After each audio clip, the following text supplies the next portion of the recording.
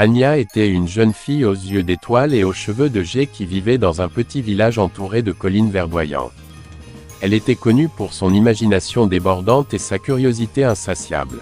Un jour, alors qu'elle explorait les bois environnants, elle découvrit une ancienne carte cachée dans un tronc d'arbre creux.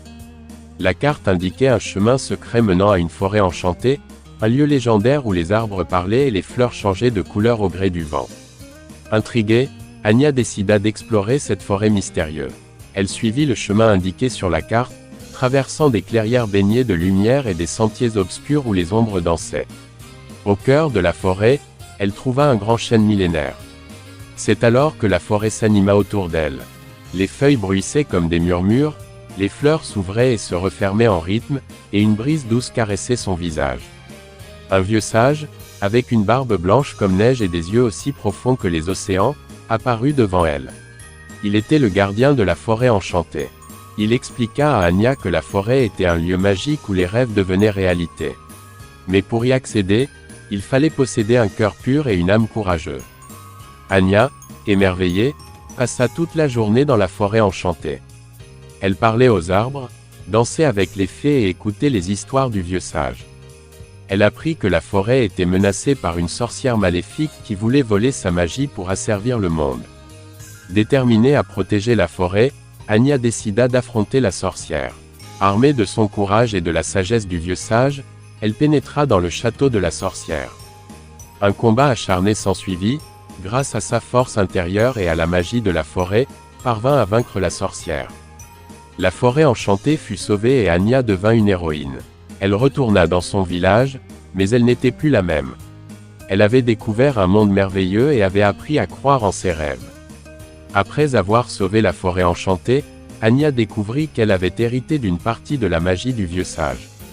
Elle pouvait désormais soigner les maladies, faire pousser les plantes en un clin d'œil et même communiquer avec les animaux.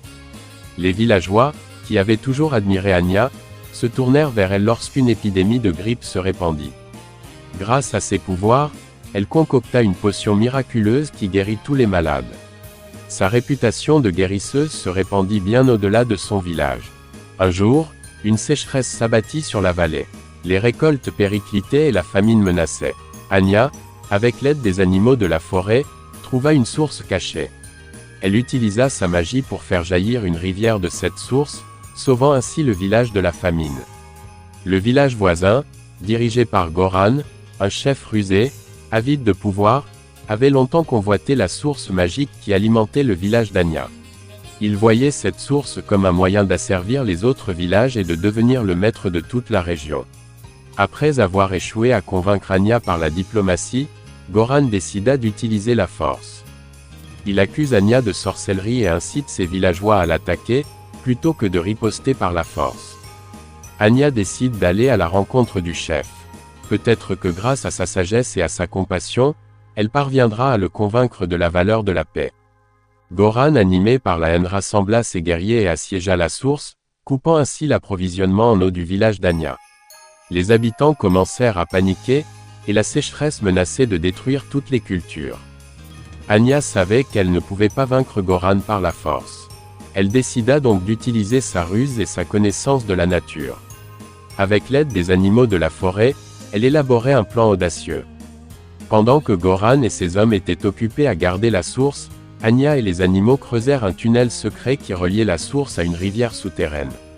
Lorsque le tunnel fut terminé, Anya ouvrit une cascade artificielle qui inonda le camp de Goran. Les guerriers, surpris et désorientés, furent facilement vaincus.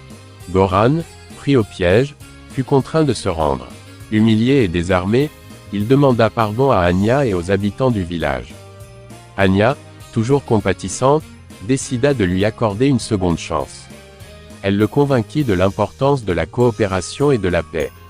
Après avoir vaincu Goran et rétabli la paix entre les deux villages, Anya et ses amis découvrirent une ancienne légende. Selon laquelle, au-delà des montagnes, vivait un peuple de créatures ailées, les Sylvains. Ces êtres élémentaires de l'air étaient connus pour leur sagesse et leur maîtrise des vents. Intrigués par cette histoire, Anya et quelques-uns de ses amis décidèrent de partir à la recherche des Sylvains. Après un long voyage, ils arrivèrent dans une vallée cachée, où les montagnes culminaient vers le ciel. Là, ils rencontrèrent les Sylvains, des êtres magnifiques aux ailes irisées qui vivaient dans des nids construits dans les arbres les plus hauts. Les Sylvains accueillirent chaleureusement les voyageurs et leur racontèrent leur histoire. Ils révélèrent qu'ils avaient été chassés de leur ancienne demeure par une créature maléfique qui avait corrompu les vents et une partie de la forêt, transformant les arbres en créatures tordues et agressives. Pour vaincre la créature, Anya et les Sylvains doivent retrouver un artefact ancien, capable de purifier la forêt et de bannir le mal. Les Sylvains révèlent à Anya une ancienne prophétie qui prédit qu'elle est la seule capable de vaincre la créature maléfique. Ils lui confient un artefact puissant, mais l'avertissent des dangers qui les guettent lors de leur quête. Anya et ses amis doivent traverser la forêt corrompue pour atteindre le cœur du mal. Ils affrontent des créatures monstrueuses nées de la corruption et doivent résoudre des énigmes pour progresser. Anya affronte la créature maléfique dans un combat épique. Elle utilise ses pouvoirs, l'artefact des Sylvains et la force de la nature pour vaincre le mal. Après la victoire, la forêt commence à se régénérer. Les arbres repoussent, les animaux reviennent et les Sylvains peuvent enfin retrouver leur foyer. Anya décide de rester dans la forêt enchantée pour protéger ce lieu magique. Elle devint une source d'inspiration pour tous ceux qui la connaissaient, et son histoire fut racontée de génération en génération.